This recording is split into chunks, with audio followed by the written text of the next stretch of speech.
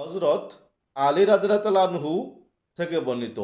তিনি বলেন, আমি রসুলুল্লাহ সাল্লাল্লাহু আলাইহি ওয়াসাল্লামকে শাবানের অর্ধ তারিখের রাতে দেখেছি যে তিনি 14 রাকাত সালাত আদায় করলেন। অতঃপর সালাত শেষ করে তিনি বসে উম্মুল কোরআন, সূরা ফাতিহা 14 বার, ইখলাস 14 বার, সূরা ফালাক 14 বার, সূরা নাস 14 বার এবং আয়াতুল কুরসি লাকাদ জাআকুম রাসূলুম মিন আনফুসিকুম সূরা তাওবার শেষ পর্যন্ত একবার করলেন।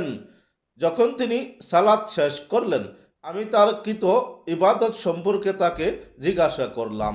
তিনি বললেন, তুমি আমাকে যেভাবে আমল করতে দেখেছো, কেউ অনুরূপ আমল করলে তার জন্যে 20টি কবুল হজ, 20টি বছর মকবুল রোজার সমপরিমাণ সওয়াব হবে।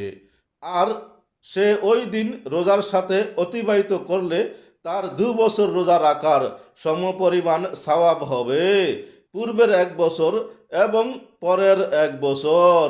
হাদিস বাইহাকি শরীফ, হাদিস নং 3841। আসুন, উপকার যদি মনে হয় সাবস্ক্রাইব, শেয়ার ও লাইক করে অপর ভাইকে জানিয়ে দিন।